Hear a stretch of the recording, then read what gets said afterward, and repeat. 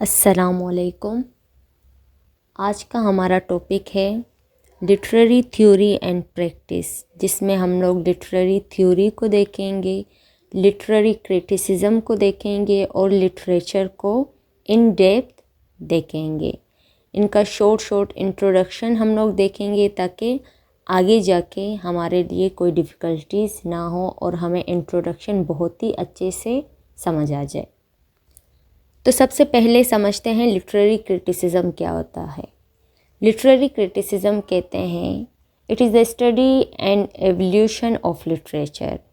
हम ये भी कह सकते हैं कि ये लिटरेचर का इंटरप्रिटेशन होता है। जब किसी भी पीस ऑफ राइटिंग को, लिटरेचर कहते हैं एनी पीस ऑफ राइटिंग, तो जब किसी भी लिखी हुई चीज़ को हम लोग स्टडी करेंगे या एवेल्यूएट करेंगे, मतलब इसमें कुछ फाइंड आउट करेंगे या उसको इंटरप्रेट करेंगे, तब हम लोग कहेंगे कि ये क्या है, लिटरेरी क्रिटिसिज्म है।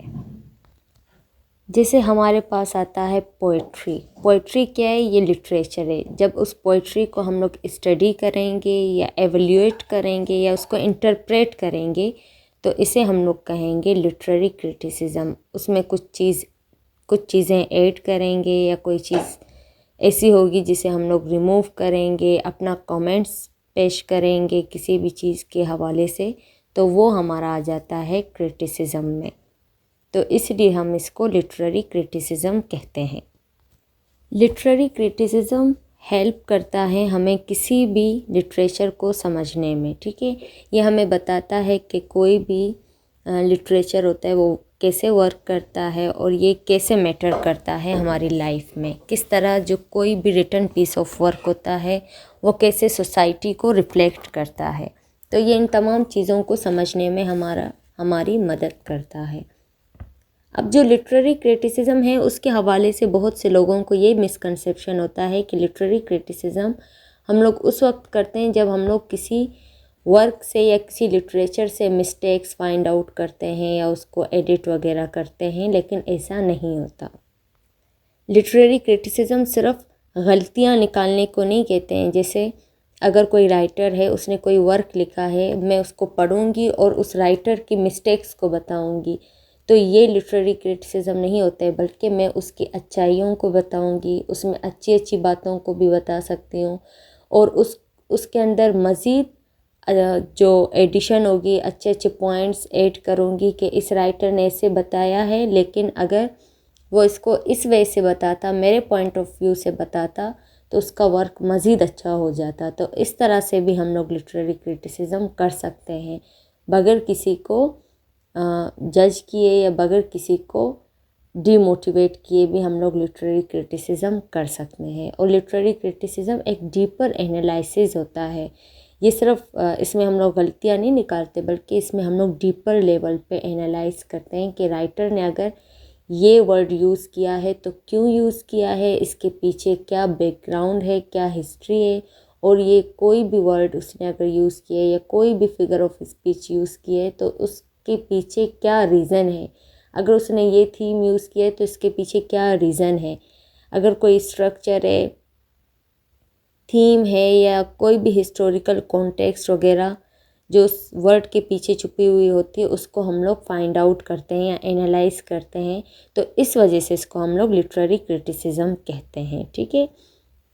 तो ये हो गया हमारा लिटरेरी क्रिटिसिज्म कि किसी के वर्क को पढ़ना और उसको अच्छे वे में बयान करना, उसकी थीम्स, उसके स्ट्रक्चर्स, उसकी डीपर लेवल पे एनालाइज करना, तो उसको हम लोग कहते हैं ये क्या है, लिटरेरी क्रिटिसिज्म। लिटरेरी क्रिटिसिज्म क्यों ज़रूरी होता है? ये इसलिए ज़रूरी होता है कि ये हमें वर्ड्स की मीनिंग्स को समझने में हेल्प करता है, हमारी क्रिटिकल थिंकिंग को इनकरेज करता है। जब हम लोग कोई भी लिटरेरी क्रिटिसिज्म कर रहे होते हैं या किसी भी लिटरेचर को पढ़ के जब हम लोग क्रिटिसिज्म कर रहे होते हैं, तो उस दौरान हमारी जो थिंकिंग होती है वो बहुत ज़्यादा हाई लेवल पे चली जाती है और हमारा जो इंटरप्रिटेशन का जो स्किल होता है वो भी बहुत ज़्यादा हायर लेवल पे चला जाता है। हम चीज़ों को बहुत ज़्यादा अच्छे वे में इंटरप्रेट करने लग जाते हैं।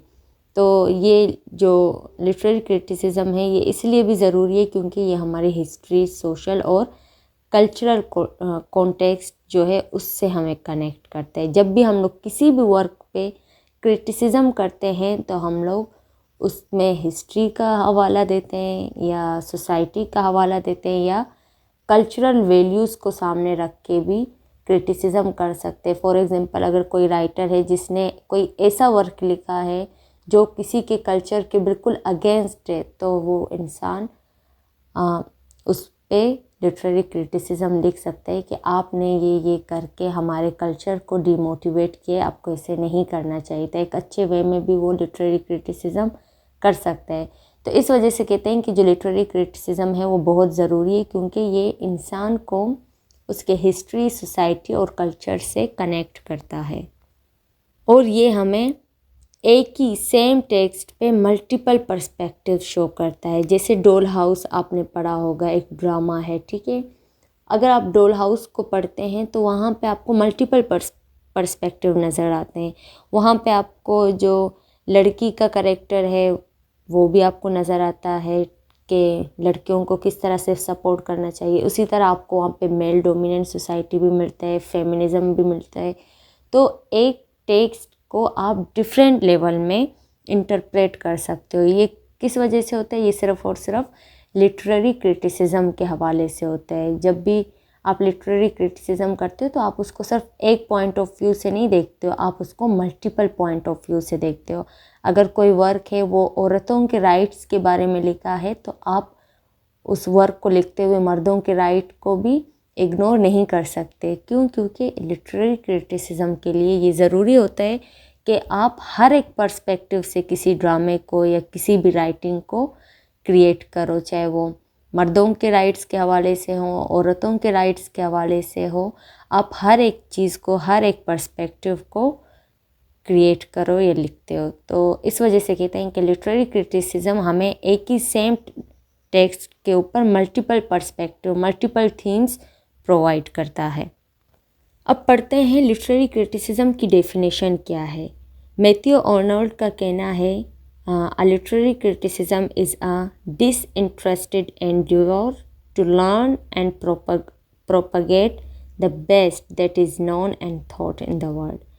मैथ्यू आर्नोल्ड का कहना है कि हर वो चीज़ जिसे हम जानते हैं, जिसे इस दुनिया में हम सोचते हैं, उस चीज़ को लर्न करना, हर वो चीज़ जिसको हम जानते हैं या नहीं जानते, लेकिन उस चीज़ को जब हम लोग लर्न करते हैं और एक डिफरेंट पॉइंट ऑफ व्यू से उस चीज़ को एडिट करते हैं, तो ये क्या है? हमारा लिटरेरी क्रिटिसिज्म है।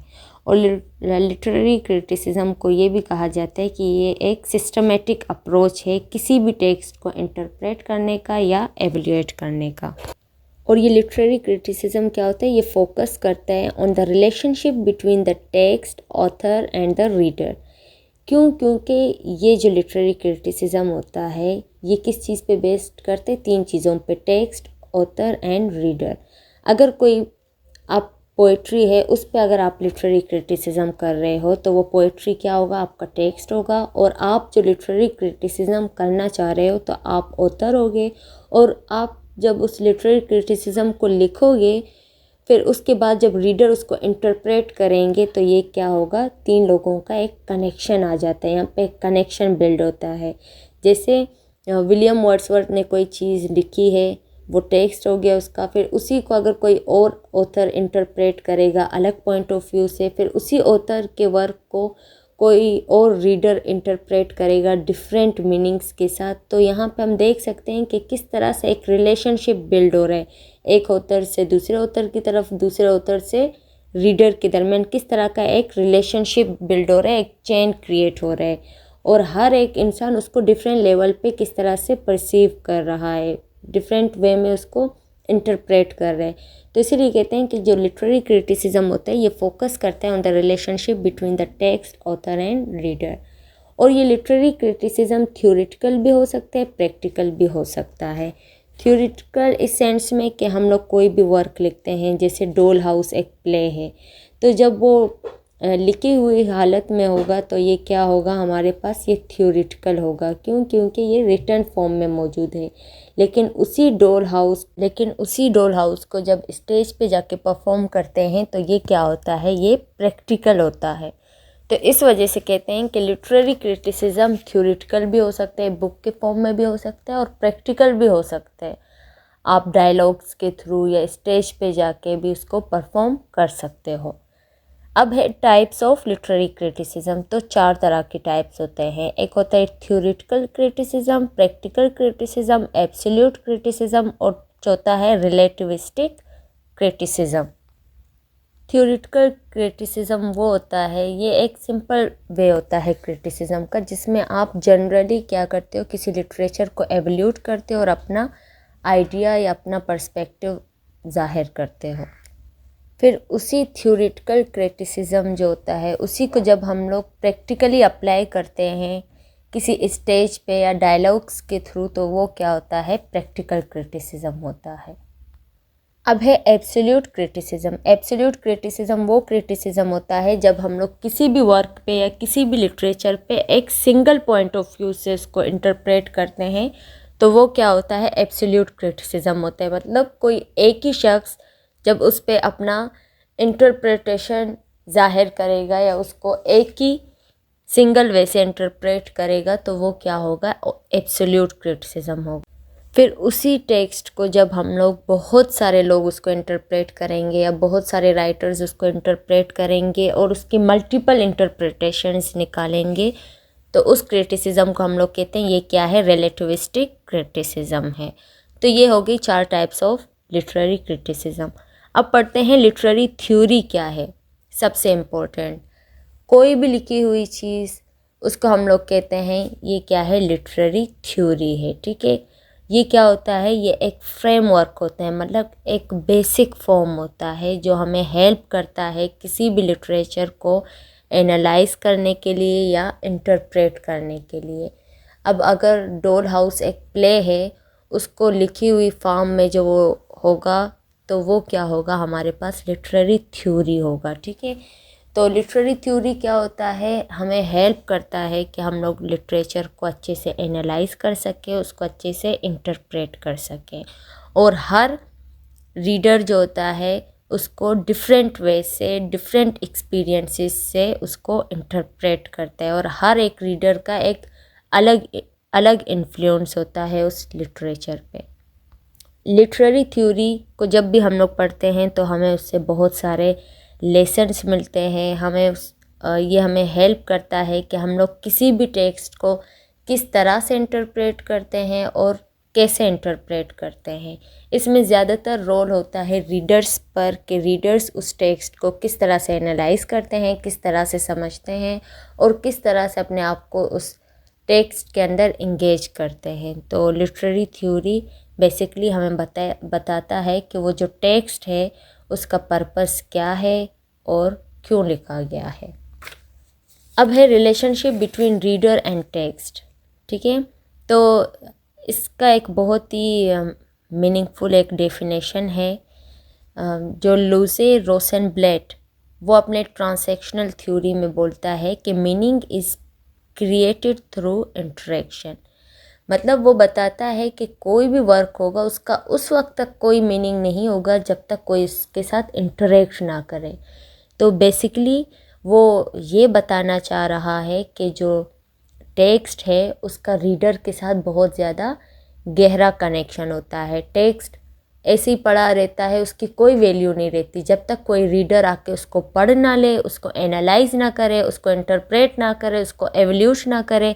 तब तक जब तक रीडर उस टेक्स्ट के साथ इंटरेक्ट ना करे तब तक उसका कोई मीनिंग नहीं होता, वो बेफजूल है, उसका कोई मीनिंग नहीं होता है। तो इसलिए वो कहता है कि meaning is created through interaction. और यही रीडर्स होते हैं जो अपने एक्सपीरियंसेस के थ्रू, एक्सपेक्टेशंस के थ्रू किसी टेक्स्ट को पढ़ते हैं, एनालाइज करते हैं और उससे डिफरेंट थीम्स निकालते हैं। ठीक है, और इंटरप्रिटेशन फिक्स्ड नहीं होती है किसी भी रीडर की, ये डिपेंड करता है रीडर्स के पर्सपेक्टिव से। हमारा जो इंटरप्रिटेशन होता है किसी भी वर्क में या किसी भी टेक्स्ट में, किसी भी टेक्स्ट को जब हम लोग इंटरप्रेट कर रहे होते हैं, मतलब समझ रहे होते हैं, तो वो हमारे अपने रीडर्स के अपने पर्सपेक्टिव पे डिपेंड करता है कि हम उसको किस तरह से समझ रहे हैं, किस वे में समझ रहे हैं और उससे कितने थीम्स हम लोग निकाल रहे हैं। फॉर एग्ज़ाम्पल आप कोई भी पोएम पढ़ते हो तो उसके डिफरेंट थीम्स निकालते हो, तो ज़रूरी नहीं है कि अगला कोई शख्स है वो उस पोएम को पढ़ रहे तो उसके थीम्स भी सेम हो। तो आपके थीम्स दूसरे इंसान के थीम्स के साथ डिफ़र करते हैं। क्यों? क्योंकि आपका पर्सपेक्टिव अलग है, दूसरे का पर्सपेक्टिव अलग है। इसलिए कहते हैं कि जो इंटरप्रिटेशन है वो डिपेंड करता है रीडर्स के पर्सपेक्टिव से। और यहाँ पे वापस वही बात बताई जा रही है कि एक टेक्स्ट अगर आइसोलेटेड फॉर्म में है तो उसकी कोई वैल्यू नहीं है, उसको रिक्वायरमेंट होती है एंगेजमेंट की, रीडर्स की। अब किसी भी लिटरेरी क्रिटिसिज्म को समझने के लिए डिफरेंट अप्रोचेज़ होते हैं, एक अप्रोच नहीं होता है बल्कि डिफरेंट अप्रोचेज़ होते हैं किसी भी टेक्स्ट को समझने के लिए। तो यहाँ पे 3 तरह के अप्रोचेज़ हैं। पहला है टेक्स्ट फोकस्ड अप्रोच, जिसको न्यू क्रिटिसिज्म भी कहते हैं। दूसरा है हिस्टोरिकल अप्रोच, जिसको मार्क्सिज्म या न्यू हिस्टोरिसिज्म भी कहते हैं। और तीसरा है रीडर रिस्पॉन्स अप्रोच। ठीक है, तो ये 3 तरह के अप्रोच है जिनको हम लोग आगे जाके डिटेल में किसी और वीडियो के अंदर डिस्कस करेंगे। यहाँ पे जस्ट मैं आप लोगों को शॉर्ट ओवरव्यू बताती चलूँ कि टेक्स्ट फोकस्ड अप्रोच वो होता है जिसमें आप सिंपली एक वर्क पे क्रिटिसिज्म करते हो, अपना पॉइंट ऑफ व्यू बताते हो। जबकि हिस्टोरिकल अप्रोच वो अप्रोच होता है जिसमें आप हिस्ट्री को देखते हुए किसी वर्क पे क्या करते हो, क्रिटिसिज्म करते हो। जबकि रीडर रिस्पॉन्स अप्रोच वो अप्रोच होता है जिसमें एक इंडिविजुअल अपने पॉइंट ऑफ व्यू से, अपने पर्सनल पॉइंट ऑफ व्यू से, अपने पर्सनल एक्सपीरियंस के थ्रू किसी टेक्स्ट को अपने वे में क्रिटिसाइज़ करते हैं, तो वो क्या होता है, रीडर रिस्पॉन्स अप्रोच। अब हम लोग समझते हैं लिटरेचर क्या है। तो लिटरेचर की कोई फिक्स डेफिनेशन नहीं होती, हर कोई इसको डिफरेंट वे में डिफ़ाइन करता है। कुछ लोगों का कहना है कि हर लिखी हुई चीज़, बुक हो, न्यूज़पेपर हो, कुछ भी हो, तो उसको हम लोग कहते हैं लिटरेचर। जबकि बाकी लोगों का कहना है कि लिटरेचर क्या है, एक आर्टिस्टिक राइटिंग है जिसमें fiction, poetry, drama, figure of speech का यूज़ करके। आर्टिस्टिक राइटिंग मतलब एक ऐसी राइटिंग जिसमें एक सिंपल राइटिंग नहीं होती, बल्कि आप उसमें घुमा फिरा के एक कोई बात करते हो और इस तरह से उसको बयान करते हो कि रीडर्स जब उसको पढ़ते हैं तो उसको एंजॉय करते हैं। तो इस तरह की राइटिंग को हम लोग कहते हैं आर्टिस्टिक राइटिंग। तो कुछ लोगों का कहना है कि लिटरेचर क्या है, एक आर्टिस्टिक राइटिंग है जो बेस्ड करता है हमारे फिक्शन, पोइट्रीज, ड्रामास, इन चीज़ों पे बेस्ड होता है। और लिटरेचर क्या है, उसका एस्थेटिक, इंटेलेक्चुअल और इमोशनल वैल्यू होता है। क्यों? क्योंकि कोई भी अगर हम लोग वर्क पढ़ते हैं या कोई भी लिटरेचर पढ़ते हैं तो उससे हमारी एस्थेटिक मतलब ब्यूटी, वो हमारी ब्यूटी को डिफ़ाइन करते हैं। हमारे इंटेलेक्ट मतलब हमारी ज़हानत को बढ़ाता है। या कोई भी इमोशनल मतलब हमारे इमोशन से वो जुड़ जाते हैं। तो इसीलिए कहते हैं कि जो लिटरेचर है वो एस्थेटिक होता है, इंटेलेक्चुअल होता है और इमोशनल होता है। ठीक है, तो ये हो गया लिटरेचर की डेफिनेशन। लिटरेचर के बहुत सारे एलिमेंट्स है जिसमें है प्लॉट, कैरेक्टर, थीम, स्टाइल। ये बहुत सिंपल चीज़ें हैं जो आई थिंक आप लोगों को आती होंगी। प्लॉट कहते हैं किसी भी स्टोरी के अंदर जो इवेंट्स होते हैं, ठीक है, उनको हम लोग कहते हैं प्लॉट। और इसी तरह कैरेक्टर, जो एक्टर्स होते हैं किसी भी लिटरेरी वर्क में, वो लोग जो किसी चीज़ को परफॉर्म कर रहे हैं तो उसको हम लोग क्या कहते हैं, वो क्या कैरेक्टर है। जैसे नोरा है, टोरवल्ड है, डॉल हाउस प्ले जो है उसके अंदर जो जितने भी कैरेक्टर्स हैं, नोरा है, टोरवल्ड है, क्रोक्स्टेड है, तो ये क्या हैं, डिफरेंट कैरेक्टर्स हैं। थीम्स की बात करें तो किसी भी लिटरेचर का जो मेन आइडिया होता है, जो मैसेज होते हैं, जो लेसन्स होते हैं, किसी भी स्टोरी से, ड्रामे को पढ़ के जब आपको कोई लेसन मिलता है तो वो क्या है, थीम है। स्टाइल आपको पता है, मतलब राइटर का जो वे ऑफ राइटिंग होता है वो क्या है, स्टाइल होता है। आगे हमारे पास आ जाता है the role of reader in literature. ये मैंने आप लोगों को पहले ही बताया कि लिटरेचर में या टेक्स्ट को जब हम लोग पढ़ते हैं तो उसमें रीडर का बहुत बड़ा रोल होता है। Does literature need a reader to exist? Yes. क्यों? क्योंकि जब तक रीडर नहीं होगा तो उस लिटरेचर का कोई फ़ायदा नहीं होगा। जब उसको कोई पढ़ने वाला नहीं होगा तो उसका कोई फ़ायदा नहीं होगा। अब रीडर रिस्पॉन्स थ्योरी के according meaning is created by the reader. पहले मैंने आप लोगों को बताया कि meaning is created through the interaction. जब तक किसी टेक्स्ट को पढ़ने वाला नहीं होगा, इंटरेक्ट करने वाला नहीं होगा, तो उसके मीनिंग का कोई फ़ायदा नहीं होगा। जब कोई रीडर होगा, किसी प्ले को पढ़ेगा या किसी लिटरेचर को पढ़ेगा, उससे मीनिंग को निकालेगा, तब हम लोग कहेंगे कि ये क्या है, लिटरेचर है। और डिफरेंट रीडर्स के डिफरेंट पर्सपेक्टिव होते हैं और डिफरेंट रीडर्स डिफरेंट वे में किसी लिटरेचर को या किसी भी टेक्स्ट को इंटरप्रेट करते हैं। वो इंटरप्रिटेशन उनका इन्फ्लुएंस होता है कल्चर के बेस पे, एजुकेशन के बेस पे, पर्सनल एक्सपीरियंस के बेस पे।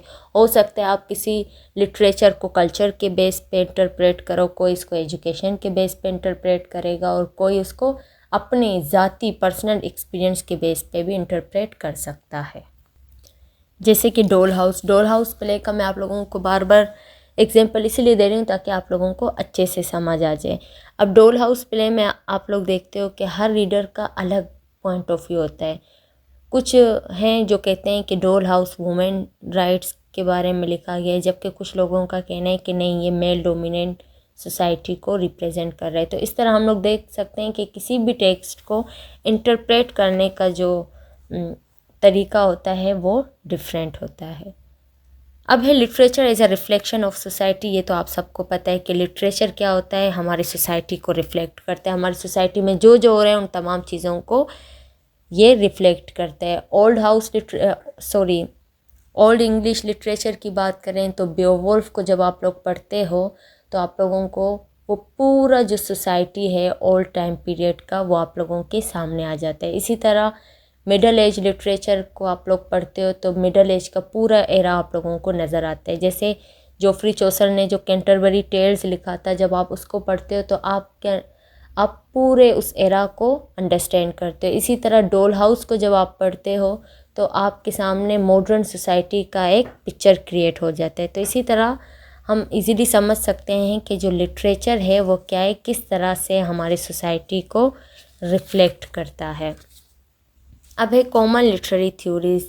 बहुत सारे लिटरेरी थ्योरीज़ हैं जिनको हम लोग आगे जाके डिस्कस करेंगे, जैसे न्यू क्रिटिसिज्म हो गया, मार्क्सिस्ट क्रिटिसिज्म हो गया, साइको एनालिटिक क्रिटिसिज्म हो गया और फेमिनिस्ट क्रिटिसिज्म होगा। इन सब को हम लोग आगे जाके इन डिटेल डिस्कस करेंगे।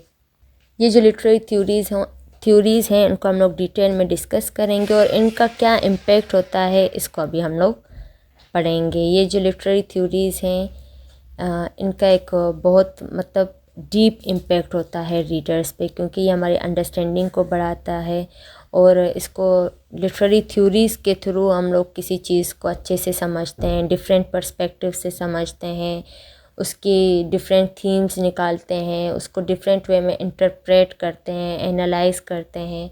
तो लिटरेरी थ्योरी का क्या इम्पैक्ट होता है, बहुत ही अच्छा इम्पैक्ट होता है रीडर्स पे, क्योंकि हम उससे बहुत ज़्यादा सीखते हैं। ठीक है, तो ये जो थ्योरीज़ हैं उनको तो हम लोग डिटेल में डिस्कस करते हैं। अब हमारे पास आता है कंक्लूजन के लिटरेरी क्रिटिसिज्म को हम लोग क्यों स्टडी करते हैं। अब जितना हमने पढ़ा आप लोगों को आइडिया हो गया होगा कि हम लोग किसी भी लिटरेरी जो वर्क होता है उसको क्रिटिसाइज़ क्यों करते हैं या लिटरेरी क्रिटिसिज्म क्यों ज़रूरी होता है। इतना डिटेल में मैंने इतनी चीज़ें डिस्कस की। आई होप आप लोगों को ये सारा इस क्वेश्चन का आंसर पता होगा। अगर आप लोगों को पता है तो कमेंट में सब अपना एक एक पॉइंट ऑफ व्यू बताएं कि लिटरेरी क्रिटिसिज्म क्यों ज़रूरी होता है, और मैं आप सब के कमेंट्स को पढ़ूंगी और रिप्लाई भी करूंगी। Thank you so much.